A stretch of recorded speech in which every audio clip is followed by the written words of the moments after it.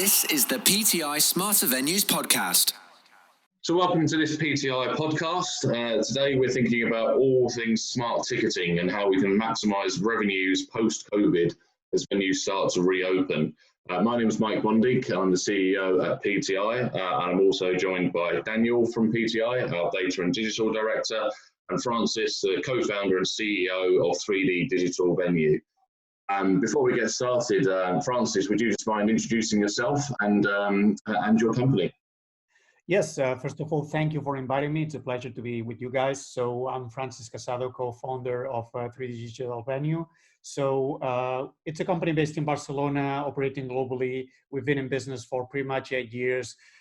We basically virtualize venues and we create 3D digital representations of these ones using video game technologies. And after that, we apply these to different verticals. So the most important ones are venue virtualization for new venue construction or refurb, especially focused on premium areas. Integration with ticketing. We are currently integrated with more than 34 ticketing partners globally, and especially also integrated with the season ticket renewal campaigns. Thanks, Francis. And Daniel, your role at PTI and the types of work that you do? Yeah, hi there. Daniel Brown from PTI, Data and Digital Director. I look after many of our clients in terms of their data monetization programs, their digital programs, marrying that together to really bring fan engagement and revenue generation. Great stuff. Thanks for joining us today. So before we start to think about the world post-COVID and how we can help venues reopen and maximise their ticketing revenue as that, naturally ticketing revenue has been a hot topic with sports on pause and venues closed at the moment. What have you guys seen in the marketplace in terms of good practice thus far in respect of fan engagement in communicating things around refunds or credit processes, or just generally the way in which ticketing has been communicated back to fans? So it's been quite challenging from what we see with our ticketing partners, just to provide a clear understanding on when these guys are going to be refunded, how the process is going to go, how are the different players doing that. But it's true that the sector has been showing different trends about this post-COVID situation. One fundamental aspect, obviously, is the ticketing refund protection, as you said. So a lot of ticketing partners that were not in that business are now interacting with these companies that offer to convert refunds into donations, for instance, or to convert into credits that they can spend later. Okay, that has been one of the hot topics that we've been facing these days. And other topics is, hey, okay, I understand that I cannot go to an event right now, but how is this pricing going to look like when this new situation or when we go back to this new normal, And a lot of them have been talking about this airline style pricing. So imagine multiple pricing and licensing options for the same seat to a performance, where you have, for instance, one option where you have low prices that prohibits transfers and resells. And the best option is where you have a highest price, but you have no transfer or resale restrictions, just to give you an example. That's really interesting. And one of the key things which I've seen is the open from some of our clients across our client base is the open communication. It's really difficult at the moment because we've not known exactly what's going on and no confirmed date in sight in terms of reopening and what that means. It's hard to actually keep the fans updated. A couple of our clients have been very good in terms of continuously communicating, saying, this is what we're going to do, this is what we believe, this is when the refunds and the rebates are going to happen. For me, it's about the continuous, basic communication to the fans that needs to be in place. Yeah, absolutely. How do we feel ticketing providers and the platforms that people are using have handled this sudden demand for different options in the space? Naturally, most clubs take the viewpoint that refunds aren't normally a thing that happens, and therefore it's not always a strength of ticketing platforms across the market. How do we feel the ticketing platforms out there in the marketplace have been standing up to this challenge? I think it varies, quite frankly. Those ticketing platforms which also provide ticketing platforms for entertainment will be in a stronger position because of the refund processes which are already in place because of cancelled shows, etc. So they are in a more fundamentally better place. There are other platforms who are struggling to deal with it, and how are having to go through the process of testing and learning to make sure that this process can happen. So for me, it's quite a mixed bag out there, and I've seen this across many clients. And at the end of the day, you're going to have to be 100% sure that you're making the right refund to the right person. Yeah, I couldn't agree more. So it's really a challenge now to understand how it's the process that is going to work best for each organization. And as Daniel said, performing arts are suffering the worst part of it. So if you take a look at how Broadway is dealing with it, it's kind of a disaster for them, because the old shows went too dark, and nobody has a clue if this is going to last for 3-4 months, or if they are going to be able to reopen till next January. So how do you deal with this ticket refunds? And the most important thing is, how do you plan next season? And what type of offers can you just provide to your current clients, or even to your season ticket holders? Because if you have a venue of 1,000 seats and you had like 500 of them already sold for season ticket holders, how can you guarantee that all of them are going to be able to attend all their events? Do you need to create flexible plans? Do you need to create alternative plans where they can go just to one event and skip another one? So these are the challenges and the questions that we are receiving from our ticketing partners right now. And I guess it's such an uncertain time, as you say. It could be 3 months, it could be 6 months, it could be longer, it could be shorter. And I guess that is a fundamental challenge with ticketing being such a primary revenue stream. I guess clients across the globe are finding it tough. Yeah, absolutely. And as you mentioned, it really depends on the geographies, and it really depends on certain markets. If we take a look at the Asian market, as you can see, they have started, or they are trying to get back to normal. So now they need to implement new measures just to figure out and provide or be compliant to the new healthy and safety regulations. So it's going to be completely different in all geographies, and it's going to be tailor-made and decided for different organizations. Just to give you an idea, here in Spain, for instance, first is the government who decides how the new normal is going to be, and then they communicate it to the leagues, and the leagues apply this protocol to the teams. In the US, it's each state the one who is going to decide and present a proposal to the government, who is going to approve that and then communicate it to the leagues. So for us, it's really a challenge. And as a technological provider, you need to be flexible enough to have your solution up and running and adapt it to the client needs at this particular situation. Absolutely agree, and I think you touched on a really good point in terms of technology. If we are looking at starting the games again, especially on the football side, and there's live streaming, how are we going to ensure, for example, that the season ticket holders can access that live streaming easily with a code and a voucher, etc.?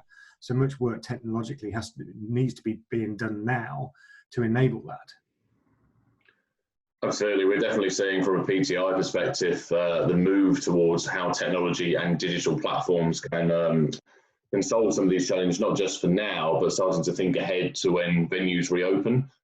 Things like thermal cameras or LiDAR technology, lighting detection, prove that social distancing is being enforced in your venue, and real-time analytics to assist in those sorts of areas. But absolutely, in the ticketing space, it'll be critical for venues to maximise what they have available upon reopen, even with that being at a reduced capacity. So what examples and thinking are you seeing from the client bases of 3D Digital Venue and PTI in that space? So on our end, we are seeing a wide variety of examples. So it's completely different how clients are addressing premium areas versus regular seats. So for instance, yesterday in a conversation with an arena in the US, they were asking us to enhance the current, let's say, premium seating offering that they have.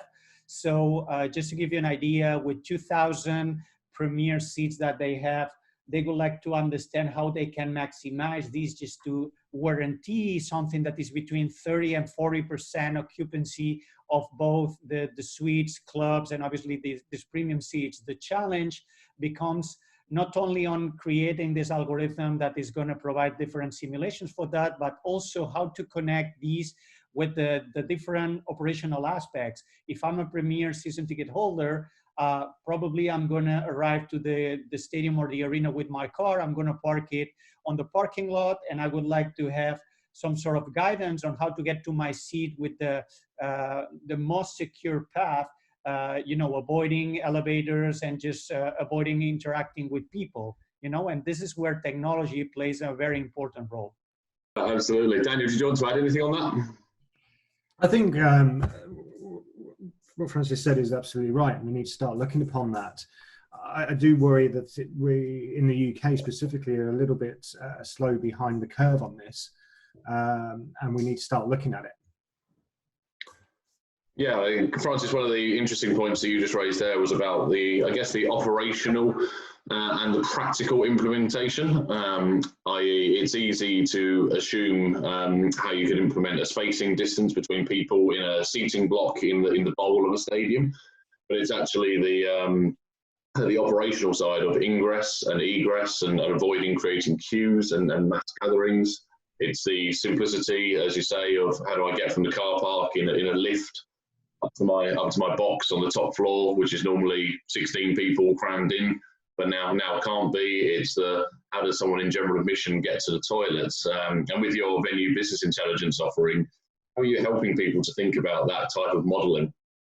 Yes, and indeed, it's very important. And again, we need to rely on the flexibility of the solution, because maybe for a certain event, you are more interested on, allowing people to sit in groups. Let's say that you have an event that it's a Disney on Ice event. It's more intended for families. But if you have, let's say, sport events, maybe you will go in couples or in groups of 3. But if you are trying just to have a UFC event where you have seats on the floor, you will need to separate them differently. So you need to be prepared to figure out your operational costs first and have some sort of calculator. And this is one of the services that we are just creating right now, just to allow to understand from a venue operational cost point of view, how this is going to impact your business. For instance, if your venue is at full capacity, let's say that is generating $1 million, and if you reduce it to 30%, how is this going to impact? Because maybe seats that were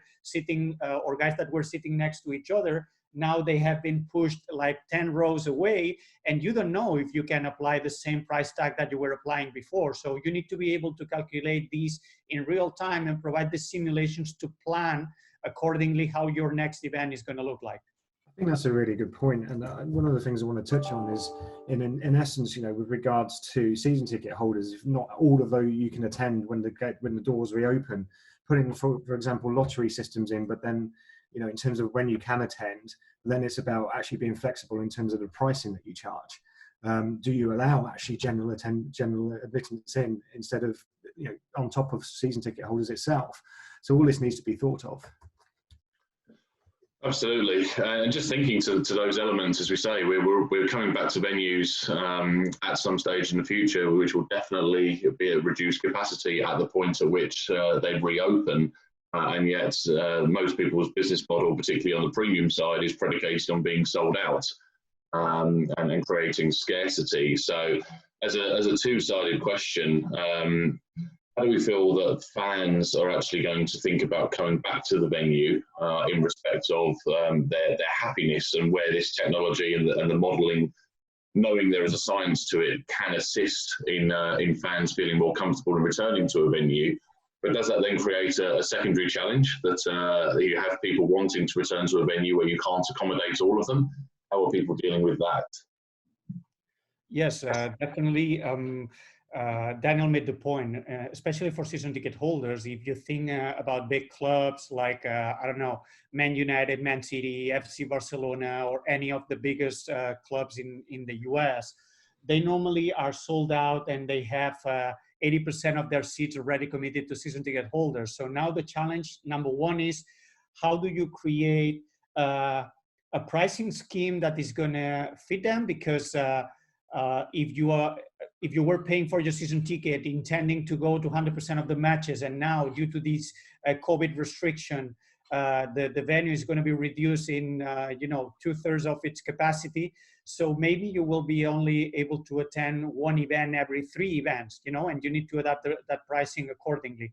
And to your question about if they feel comfortable, obviously, if you provide simulations and they are warranted / certified by governmental rules and any other type of safety measures, they will feel more comfortable. But obviously, until we start, anyone is going to feel comfortable until they put their foot again inside the stadium. I also think with regards to how you deal with the season ticket holders, is it based on just a pure lottery? Is it based on their behavior in terms of attendance, their spend? Do you do like algorithms to understand who your most prominent and high level fans are? Not high level, but most frequent fans in terms of attendance. There's various ways of doing it. And, a lottery seems the fairest thing, possibly. But if you're a season ticket holder and do not miss a game, do you get prominence in terms of being able to attend to all games or most of the games? I think there needs to be clear communication about what you are doing and how you're going to do it. Absolutely. And this is obviously part of the conversation we're having with clients. Which ones do they have preference? So are we starting with the ones that are, they have been with the club forever, or are we going to start first with the fans that spend the most money? So as you said, Daniel, I believe it makes more sense just to use the lottery one, because otherwise it wouldn't be fair. It would just be, I'm going to allow the guys that pay more, so that's not fair. So it's really a challenge that the teams need to figure out, and obviously it's going to be, again, a planning phase and understanding from an operational cost of point of view, how is this going to impact their business. Absolutely, it's a difficult one to get right, isn't it? So just for us to finish up on today's podcast, as a summary, if you were advising a venue on ticketing strategy right now, what would each of your top 3 tips be? My first one is quite simple: open, honest, transparent communication to the fans. It's difficult at the moment because, especially in the UK, there's no decision on what's happening. So you need to be clear in terms of when you're going to communicate and what you communicate with simple messaging. Keep people up to date about the thought process. I think that's, for me, is number 1. Number 2, look, you've got to get your refund and rebate solution sorted. You make a mistake on that, you're causing yourself a lot more pain in the future, a lot more pain. So you need to be looking at that, testing that, working on that now so that you're ready. And then another key thing from my point of view is just starting to think strategically now. I had thought to say for future needs. Well, the future is now, in essence. What are we going to do in terms of the strategic needs as a ticketing solution now, ticketing solution in the future? Is it facial recognition? Are you doing the lotteries? Are you doing algorithms to understand who's going to attend? So really strategically looking at your solution and understanding if it's future fit, basically. Yes, if I could add something, is just I agree that planning is the key now. So understanding how you need to understand first if your team is able to implement all the mechanism that everyone is suggesting right now, because it's true that thermal cameras would be great, but maybe you cannot afford them. You need to have a certain restrictions at the entrance and at the exit. You need to have a certain number of ushers, etc., etc. But I agree. Now, sitting down with all the stakeholders involved in these decisions, marketing, operations, ticketing, premium, so they need to be on the same page, and they need to have tools and technology that is going to allow them simulating these different environments and figuring out and getting some feedback about the different options, and then understand if they can apply them in the short and the midterm. Excellent. Well, there's some definite food for thought for many of us and items across the industry right now coming out of that. So Daniel, Francis, thanks for sharing your time this morning. Thanks very much. You've been listening to the PTI podcast. If you'd like any more information on how PTI are helping venues think about technology for the reopening phase, or the offer that 3D Digital Venue with their venue business intelligence tool, then head across to PTI@smartervenues.com. Thanks for listening. Stay safe. Thanks for listening to the PTI Smarter Venues podcast. Find out more about us at PTISmartervenues.com.